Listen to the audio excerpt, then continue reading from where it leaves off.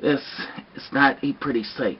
We went from 75 degrees to right around exactly 27.5 degrees outside. There's the temperature gauge. Look, this makes me sick. I'd rather have the 70 degrees right now. This is a freak little snowstorm because a cold front came from the Midwest.